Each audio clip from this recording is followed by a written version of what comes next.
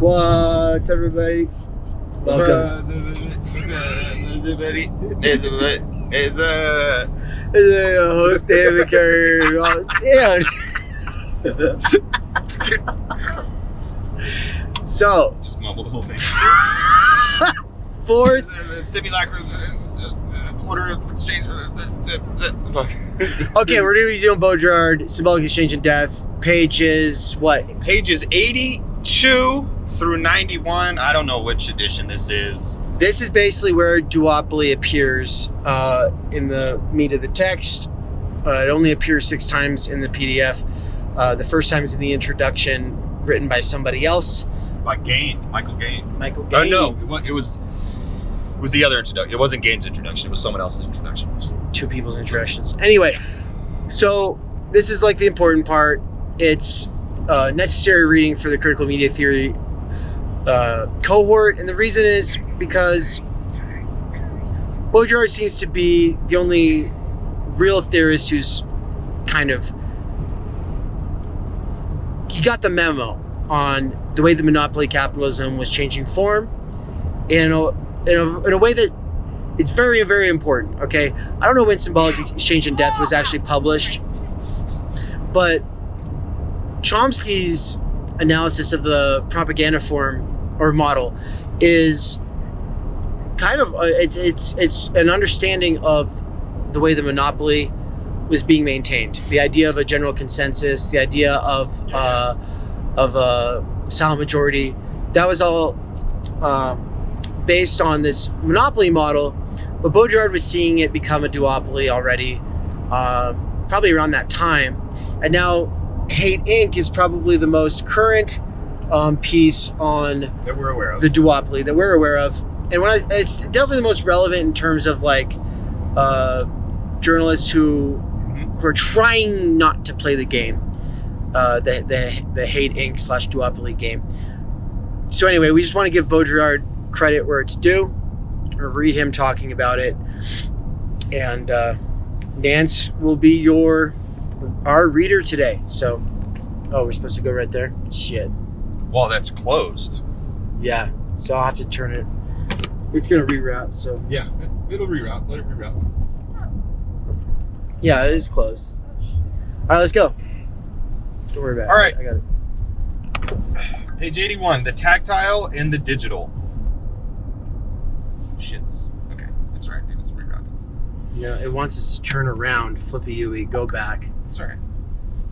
Get on here and then take the first exit, and we'll figure it out. Yeah. Yeah, there's something fucky with the roads, but whatever. The tactile and the digital. Oh my god. I can't fucking see, dude. Regulation on the model of the genetic code is in no way limited to effects in the laboratory or the exalted visions of the theoreticians. I gotta zoom in, dude.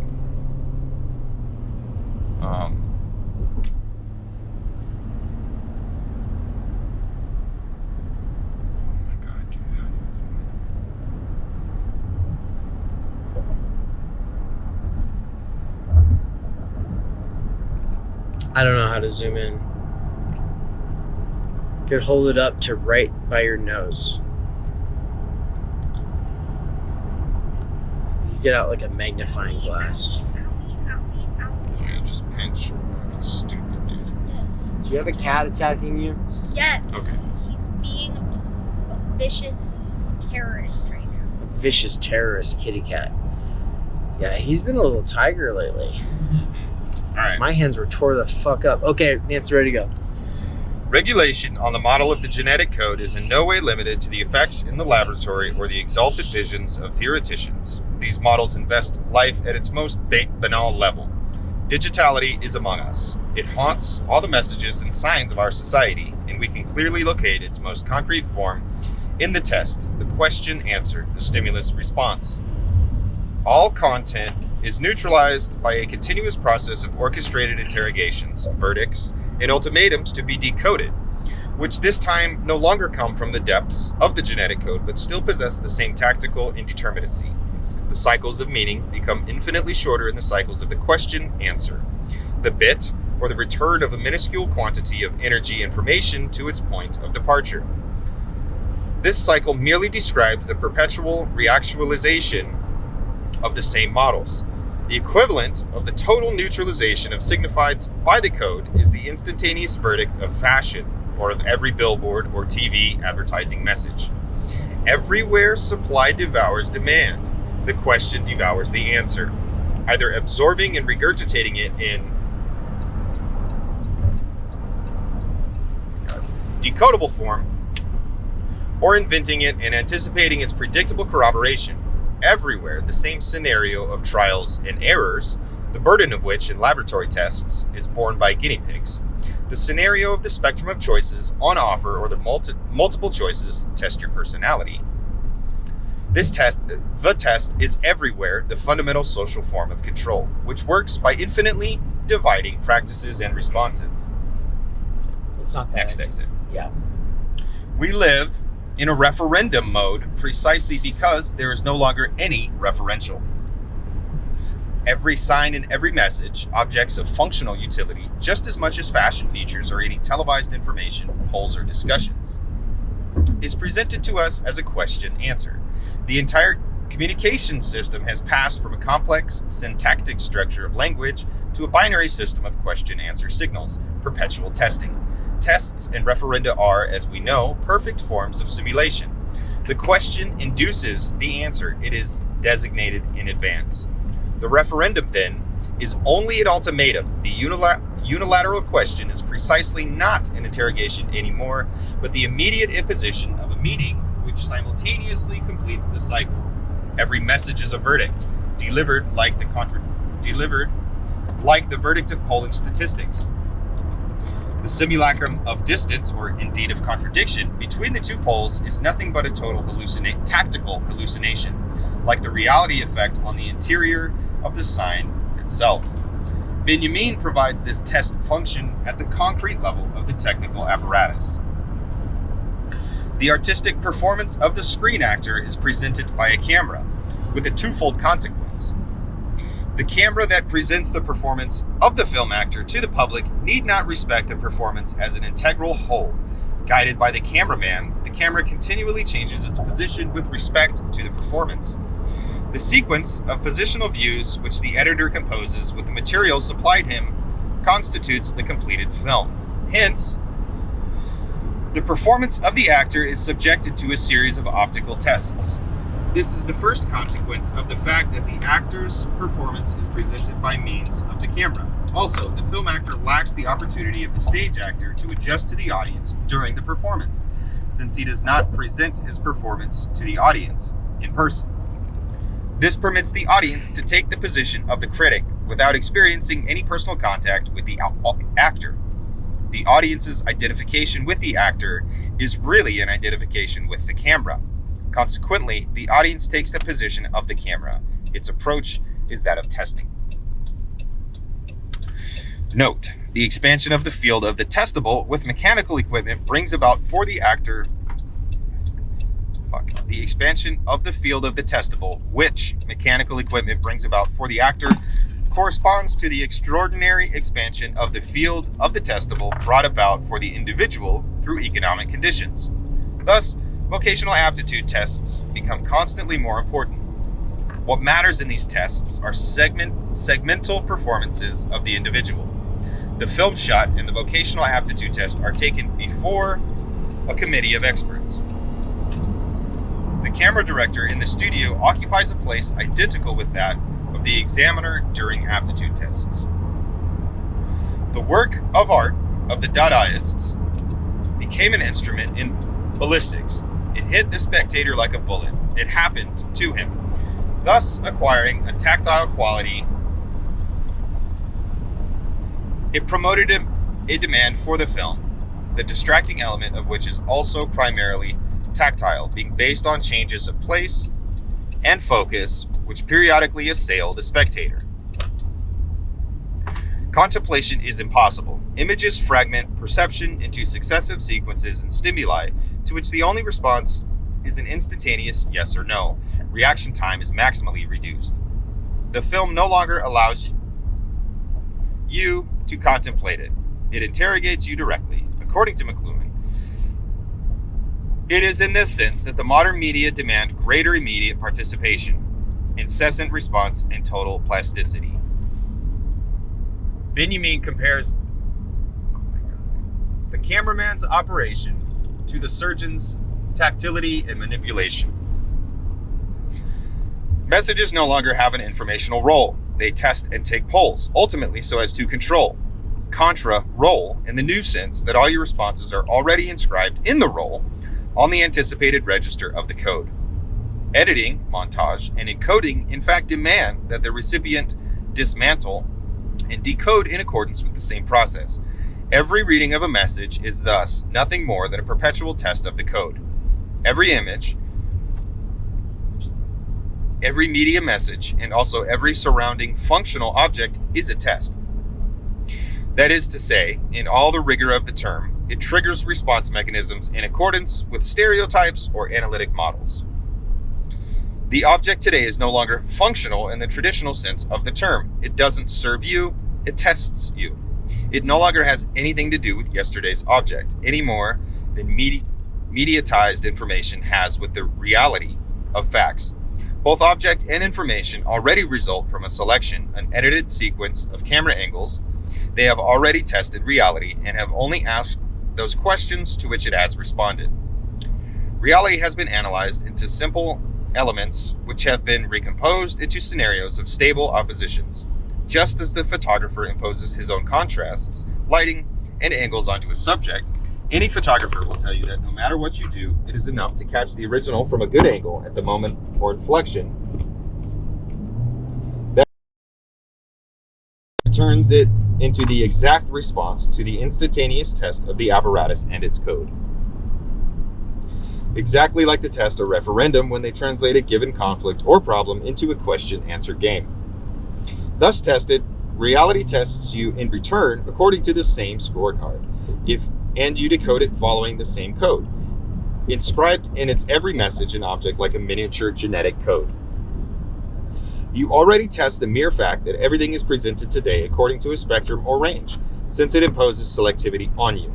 This conforms to the global usage we have of the surrounding world of reading and selective decoding. We live less as users than as readers and selectors. Reading cells. But beware, since by the same token you are yourself constantly selected and tested by the medium itself. Just as we select a sample for purposes of a survey, the media frame and cut sample receivers by means of beamed messages, which are in fact a network of selected questions. By a circular operation of experimental modifications and incessant interference, like nervous, tactile, and retractile impulses, probing an object by means of short perceptual sequences until it has been localized and controlled. The media localize and structure not real autonomous groups, but samples modeled socially and mentally by a barrage of messages.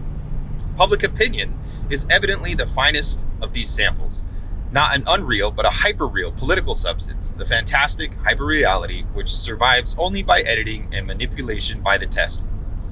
The eruption of the binary question-answer schema is of incalculable importance. Dislocating all discourse in a now bygone golden age, this schema short-circuits every dialectic of the signifier and the signified, a representative and a represented. There are no longer any objects whose signifieds are their function, with opinion that representatives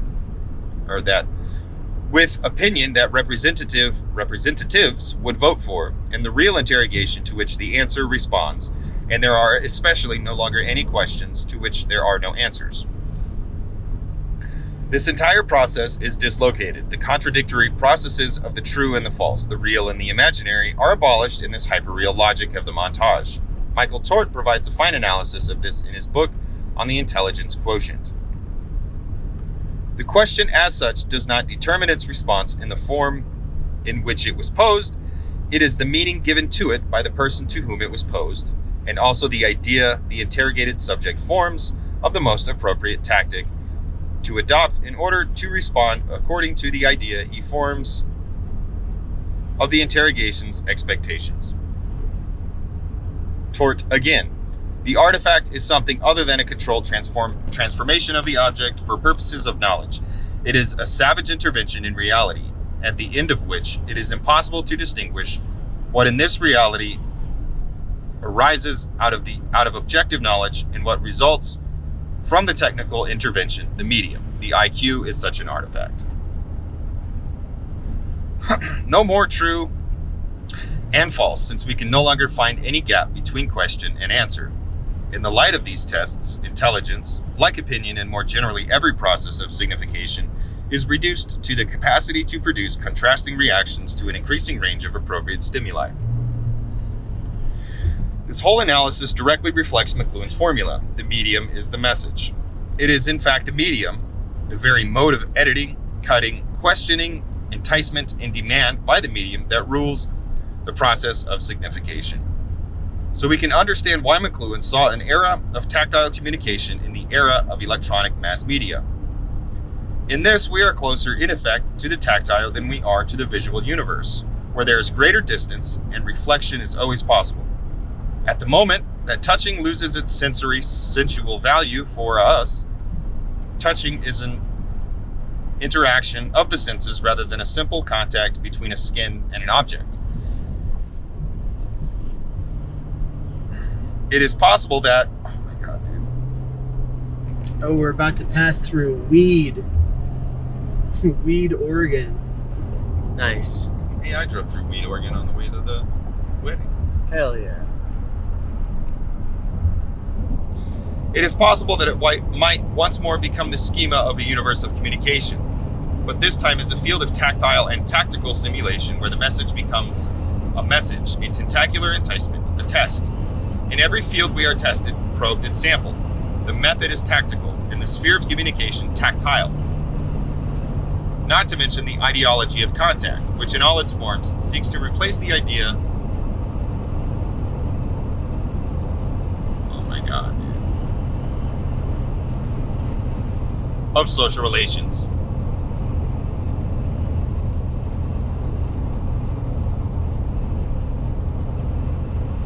A whole strategic configuration revolves around the test, the question-answer cell, as it does around a molecular command code. The entire political sphere loses its specificity as soon as it enters the media's polling game. That is to say, when it enters the integrated circuit of the question-answer.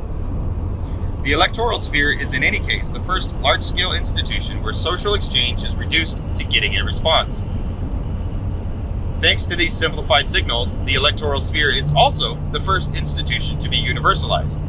Universal suffrage is the first of the mass media. Throughout the 19th and 20th centuries, political and economic practice merge increasingly into the same type of discourse. Propaganda and publicity were fused, marketing and merchandising, both objects and powerful ideas.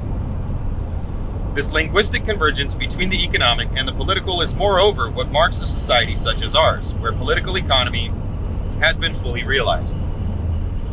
By the same token, it is also its end, since the two spheres are abolished in another reality or media hyperreality.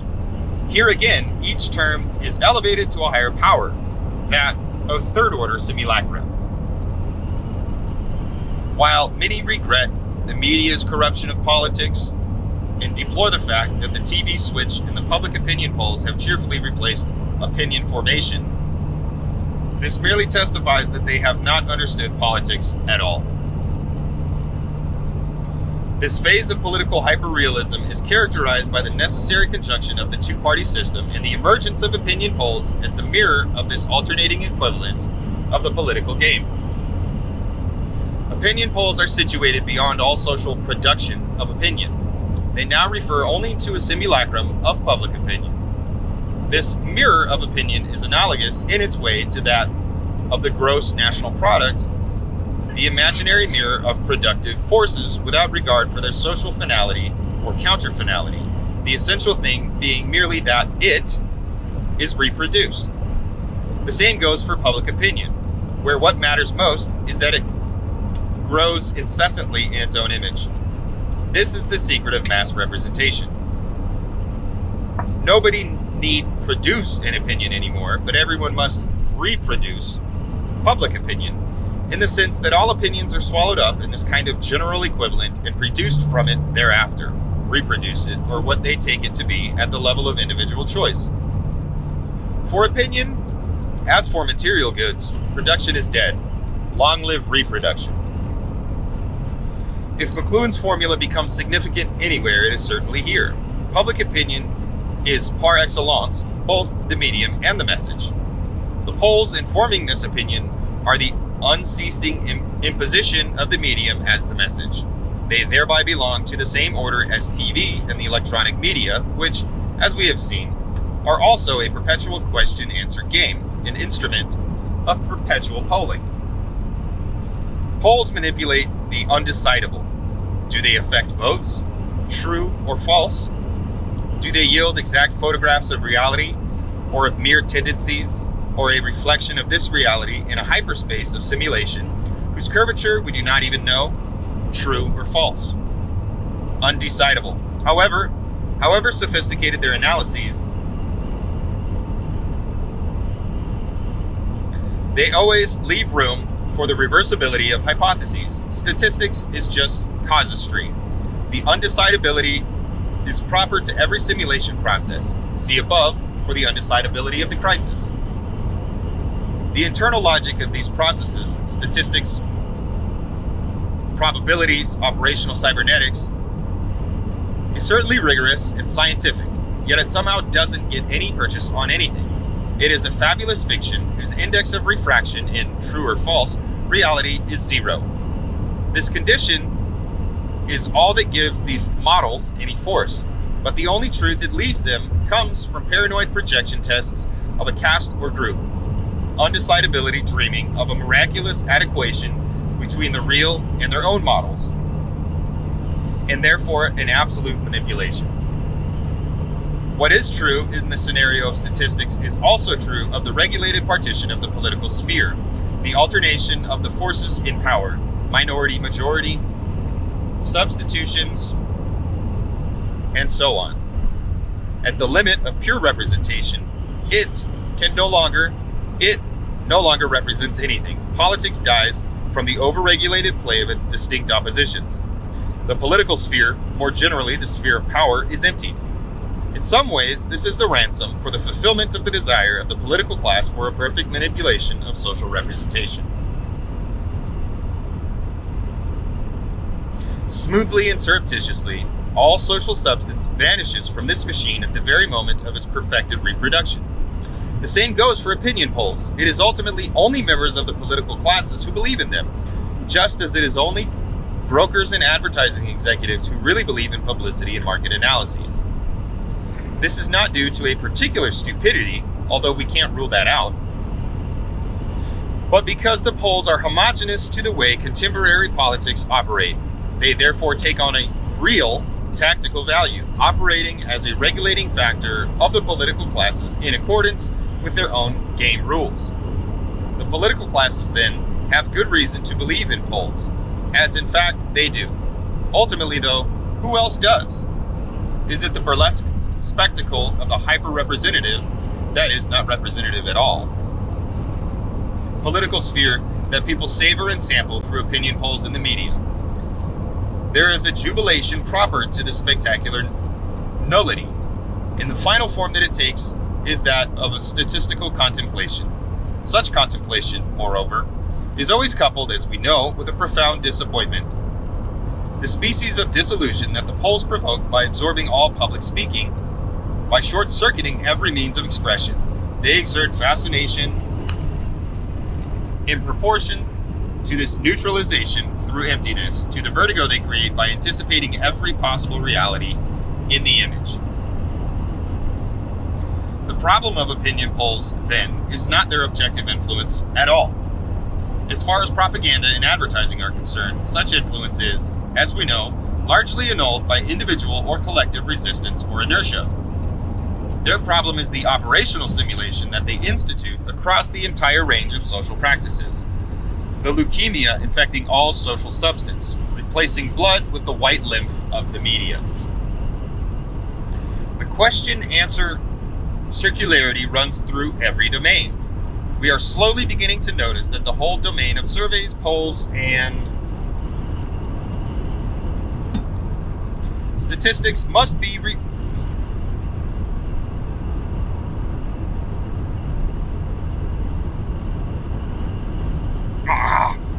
revised according to the radical suspicion brought to bear on their methods. The same suspicion bears, however, on ethnology. Unless you admit that the natives are totally natural and incapable of simulation, then the problem is the same with the above as it is here. It is impossible to obtain a non-simulated response to a direct question, apart from merely reproducing the question. It is not even certain that we can test plants, animals, or inert matter in the exact sciences with any hope of an objective response. As to how those polled respond to the pollsters, how natives respond to ethnologists, the analysand to the analyst, you may be sure that there is total circularity in every case. Those questioned always behave as the questioner imagines they will and solicits them to. Even the psychoanalytic transference and countertransference collapses today under the shock of this simulated, and anticipated response. Which is right, I've thought about that before in terms of psychoanalysis, but listen. Which is simply a modality of the self-fulfilling prophecy. So we come up against the strange paradox where whatever those polled, analysands and natives say, it is irredeemably short-circuited and lost. Indeed, it is on the basis of this foreclosure that these disciplines, sociology, psychoanalysis, and ethnology, will be able to develop in leaps and bounds.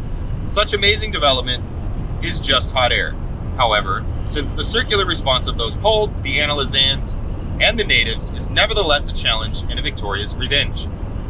When they turn the question back on itself, isolating it by holding the expected mirror image response up to it, then there is no hope that the question can ever get out of what is in fact the vicious circle of power.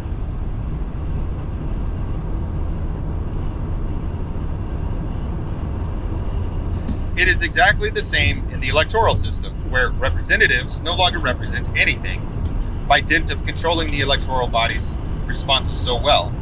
Somewhere, everything has escaped them. That is why the controlled responses of the dominated are nevertheless somehow a genuine response, a desperate vengeance which lets power bury power. The systems of the advanced democracies become stable through the formula of the two-party system. The de facto monopoly remains in the hands of a homogeneous political class, from the left to the right, but must not be exercised in this way. This is because single-party rule, totalitarianism, is an unstable form which drains the political stage and can no longer ensure the feedback of public opinion.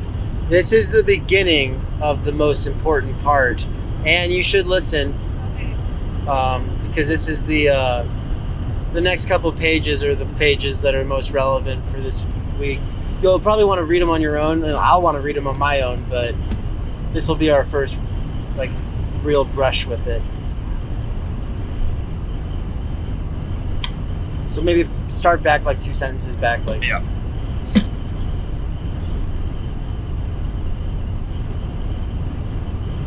The systems of the advanced democracies become stable through the formula of the two-party system. The de facto monopoly remains in the hands of a homogeneous political class, from the left to the right, but must not be exercised in this way. This is because single-party rule, totalitarianism, is an unstable form which drains the political stage and can no longer ensure the feedback of public opinion.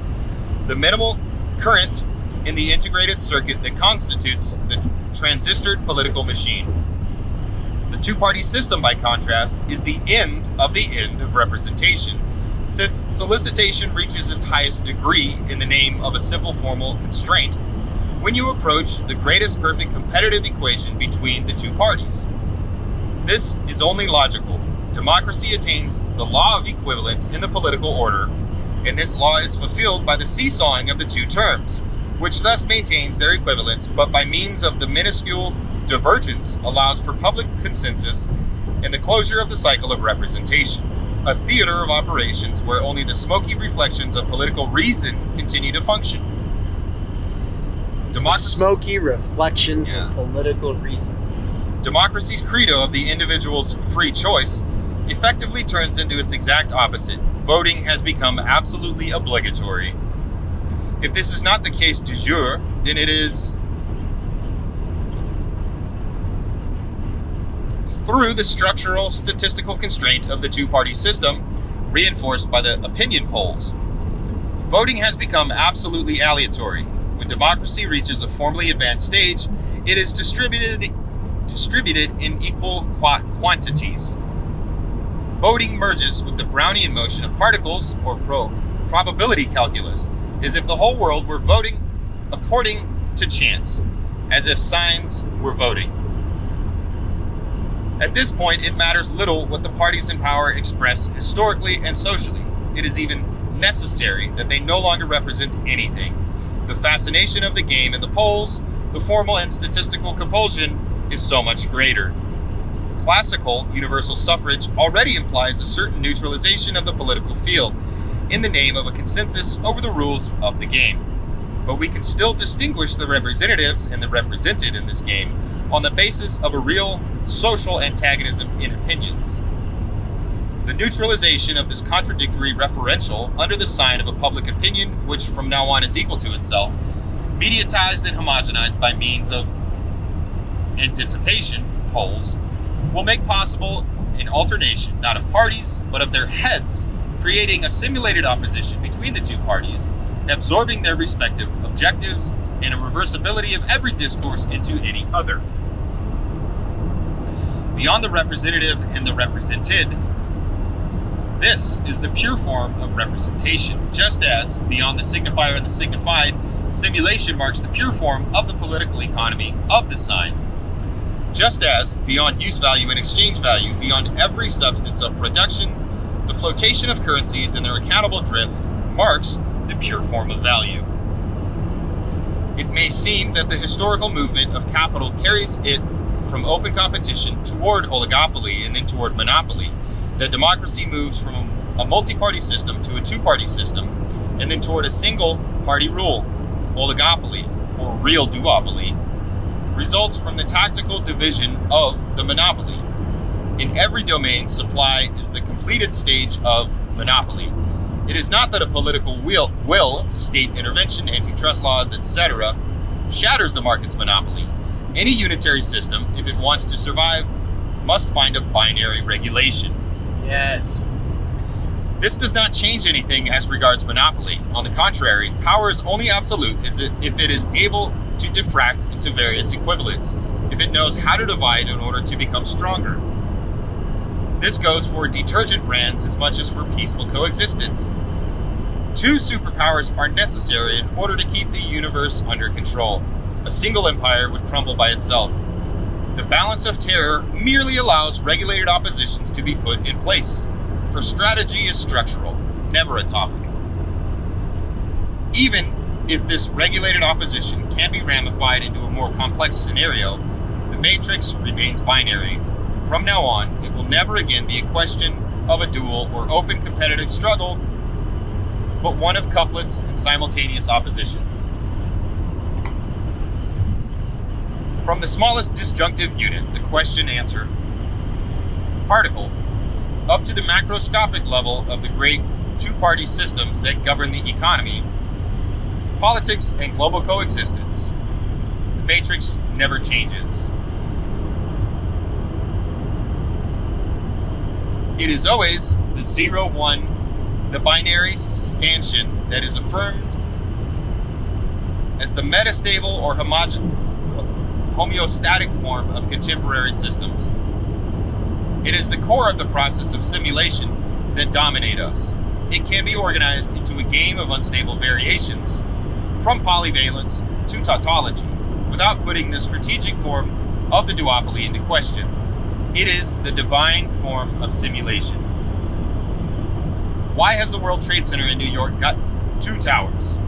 All Manhattan's great buildings are always content to confront each other in a competitive verticality, from which there results an architectural panorama that is the image of the capitalist system, a pyramidal jungle, every building on the offensive against every other. The system itself can be spotted in the famous image we have of New York on arriving by sea. This image has changed completely in a few years. The effigy of the capitalist system has passed from the pyramid to the punch card. The buildings are no longer obelisks, but trustingly stand next to one another like the columns of a statistical graph. This new architecture no longer embodies a competitive system, but a countable one where competition has disappeared in favor of correlation. New York is the only city in the world to have retraced throughout the entire length and breadth of its history the contemporary form of the capitalist system in this way, instantaneously changing according to this system. No European city has ever done this. This architectural graphism belongs to the monopoly. The World Trade Center's two towers are perfect parallel pipeheads, 400 meters high on a square base. They are perfectly balanced and blind communicating vessels. The fact that there are two identical towers signifies the end of all competition, the end of every original reference. Paradoxically, if there were only one World Trade Center, the World Trade Center would not embody the monopoly, since we have seen that it becomes stable in its dual form. For the sign to remain pure, it must become its own double, thus doubling of the sign really put it in to what it designated. Every Andy Warhol does this. The multiple replicas of Marilyn Monroe's face are, of course, at the same time, the death of the original and the end of representation. The two towers of the World Trade Center are the visible sign of the closure of a system in the vertigo of doubling, while the other skyscrapers are each the original moment of a system continually surpassing itself in the crisis and the challenge.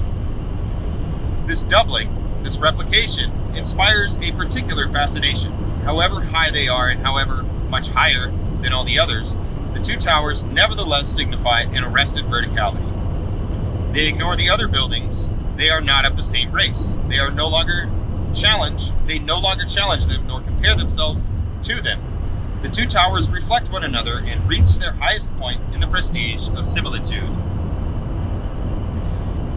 They echo the idea of the model they are for one another, and their semi-detached altitude no longer has a transcendental value, but only signifies that the commutative strategy of the model will now historically prevail over the heart of the system itself, as New York truly is, over the traditional strategy of competition.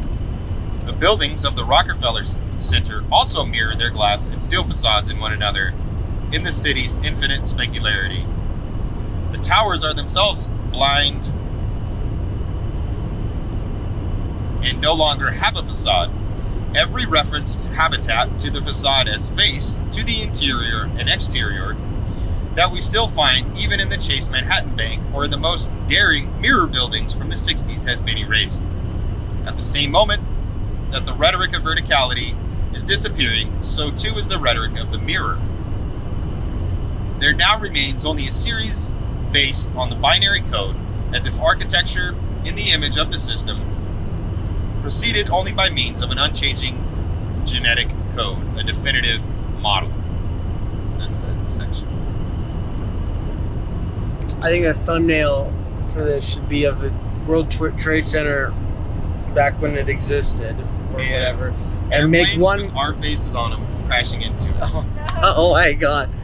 Maybe our faces on the airplanes, but our faces plus Baudrillard's face. Well, I want to make one of them blue, one of them red.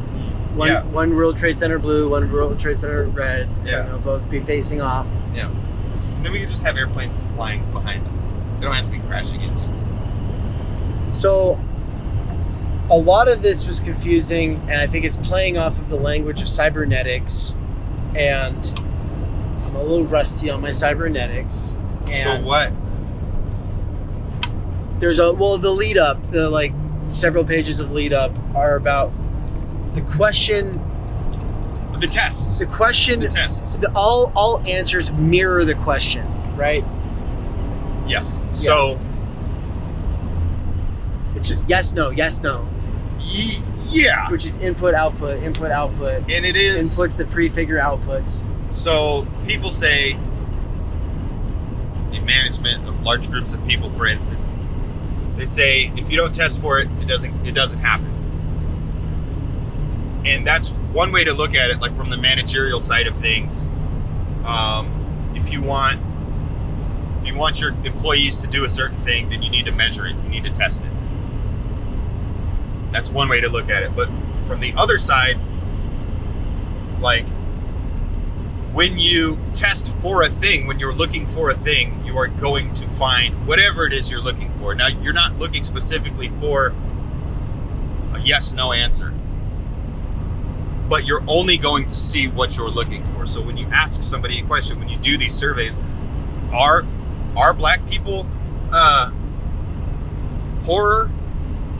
Like, you're going to get that self-fulfilling prophecy or that confirmation bias. Like, when you search for a thing, you're going to receive confirmation of the thing you're searching for. It's confirmation bias. Confirmation bias, Cherry picking. self-fulfilling prophecy, cherry picking, so on and so forth. And so politics and public opinion, via polling and public opinion, have been reduced to this binary yes/no thing. So pro-life, yes, no, right? Like pro-choice, yes, no. Right, and the system can't cope with structural, the system isn't looking for solutions. It's not looking to treat the cause. It's looking to address the symptom. And it wants to have forever debates about the symptoms. Because those forever debates sustain the system itself. Right. That's why when I realized that pro-life, pro-choice is a forever debate, it's never going to go away. It's not something that will get progressively overcome and become irrelevant. It's not. It's a forever debate. It will be revived every time people go through certain changes in their life. It's never going to go away. Same thing with gun control. Yeah. It's just like these are forever debates. They're made to just keep the system chugging along. And what it does is that it garners consent, some sense of consent of the governed. Yeah. It gives us a sense of being represented by a side that says yes or no to any given thing. And that keeps us from searching for our own means. That keeps us putting our nose to the grindstone because we believe, at least to some extent, we have representation. And like even in the future space, fully automated luxury space communism, blah blah blah, even in that there will be contradictions, there will be conflict, there will always be that's the way humans operate, that's the way we work. And if we can't cope with that, then we're on cloud nine. You're playing a totally different game. Then you have bought into this binary logic that capital demands of us. And this binary logic is one of oppositions as opposed to constituent contradictions. Or Right. these oppositions tune us into, we could say, contradictions that are constituent to the maintenance and reproduction of the thing, the status quo that is changed. Public but that opinion. is, this public opinion thing. And I like how he said that totalitarianism is unsustainable because you don't get feedback. Yeah, because dialect, like that is a dialectical point of view, and if you What we mean, but it's that you don't get responses to your question. That administrators need to know, like they need to be able to gauge the room. They need to be able to read the room. But administrators never have access to the room itself. They only have access to focus groups that are representative of the bigger group. And if people are too scared to give an answer because those people might get killed for saying the wrong thing, then it all breaks down. The whole ruse of representation breaks down. So And really so- what you're doing when you go out and break windows and riot and vandalize shit, you're actually reifying power and reifying capital because you are providing feedback, Right. that much needed feedback. And at that point in time, your representation becomes your belief in your non-representation.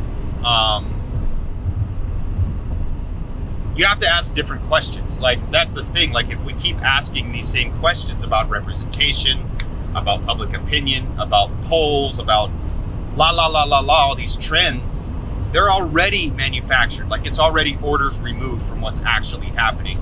I do like how he talks about the stage actor versus the film actor. We've been experiencing all tour. The feedback you receive from a live audience changes your performance. Right.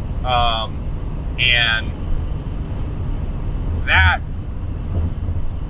is why this duopoly needs to exist, because you need input, output. You need that in order for the thing to continue going. Like, you could go all night long if you're properly reading the room and properly adapting and responding. Boom, boom, boom, boom, boom. You could fucking go all night. Yeah. Standing up there on your own, you'll eventually burn out. You'll eventually be like, I just can't do this anymore. I don't know what I'm talking about. I don't know where I am. I don't know what's happening anymore. But when you have the feedback loop, it makes it a living process. And that is what makes this duopoly sustainable, as opposed to one-party totalitarianism is unsustainable, because it'll eventually just eat itself alive from the inside out. But again, this duopoly is at the level of public opinion. It's still an authoritarian, totalitarian thing back here at the heart of it. But the public-facing side of it is this public opinion, so that 350 million people don't just stop working. Because we believe that, at least at some level, we have some type of representation. There's someone with our best interest at heart. That's what keeps it going. And it's mainly through lesser evilist logic. Right. Right. Which is because that's where the hating aspect comes in. It's not just yes, no, on any given issue or set of issues that are, monopolized by two sides, but instead it's the other side is bad in these ways, and we are no against those things we don't like in the other side. That's where we get our identity, as opposed to we're for this thing on this side, right? Like it primarily becomes we're pro the lesser evilist side. It allows the stagnation. Right. You could say, well, at least we're not doing X, Y, or Z. It allows things to become frozen in place. And that's just breaking down, because like more children in cages, more deportations under Biden, more acts of public violence, fewer stimulus checks. Yeah, it's just like it breaks down for more and more people all the time, which is why I'm just always saying, like, I'm gonna keep banking on the politically disaffected instead of a side, because these two. That's everything with it. People have this sense that it's half the country versus half the country, right, when it's really like a quarter of the country versus a quarter of the country. And right. Even then, that's a quarter of the country that votes left, a quarter of the country that votes right. And then that's still wrong. Those not quarters, because the people who were involved in the primaries were more like, 12% of the population. Yep. And then that 12% of the population, first of all, like, they're not representative of of any real contingencies in the population. They're a specific kind of fandom, and the people that they are arguing over in the primaries were already selected. Exactly. Yeah. Yeah, man, I like it a lot. It is definitely an expansion pack to manufacturing consent and inventing reality. And it is just so, like, duh.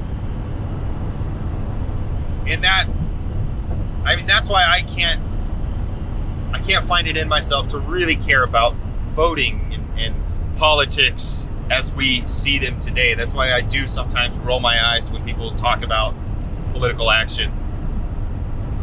Because it is kind of like you're playing the wrong game. Like, we need to fucking come up with new rules.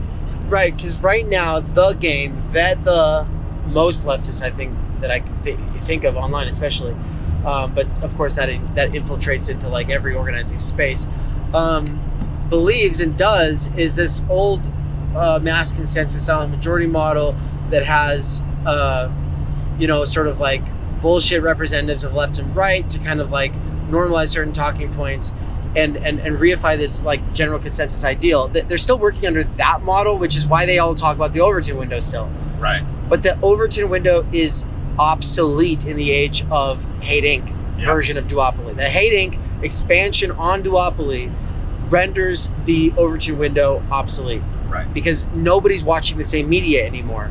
So it doesn't mean anything. 8 billion disparate, discrete, contradictory realities, publics for people.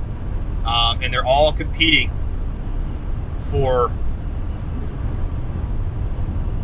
truth value. I don't know. I do know though that we have to move on from that. Like, we can't remain committed to this shit that just doesn't exist anymore, and in fact never really existed in the first fucking place. It was always manufactured. It was always artificial.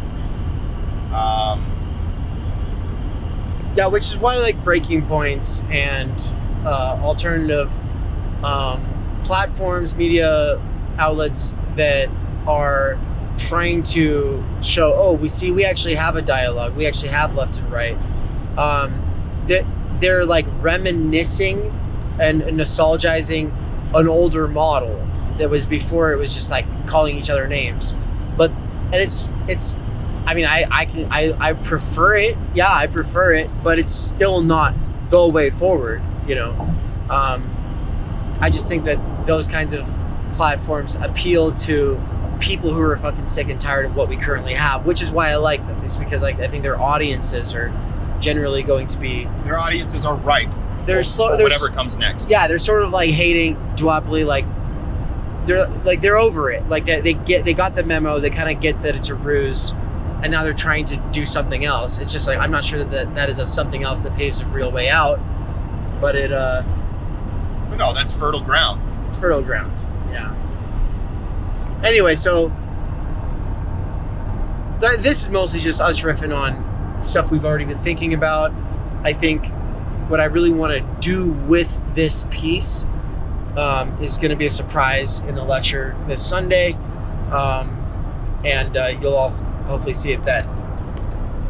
Yeah. I look forward to seeing what anybody else might come up with if they write on it. Yeah, definitely. Definitely consider doing your own exegetical reading of it. Consider doing your own time-lapse reading of it if it's your first time reading it. Post that stuff in the CMT Research Cohort forum. You know, reflect on it in writing. Like, we'd love to see it. And with that, you know, do the things, like, comment, subscribe, because this might go out public. And if it does, just know that you can get the Theory Underground app on the Android or Apple stores for free.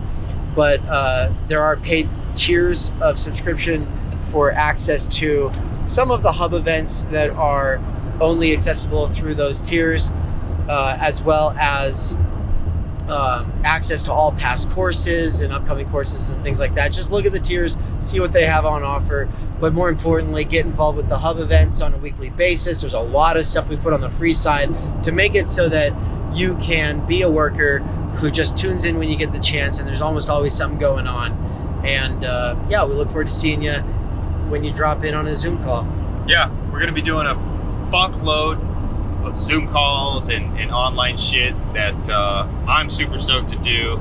We've been kind of hammering it out for a few months now, and it's going to be the shit. So come along, come on in, the water's fine. Peace.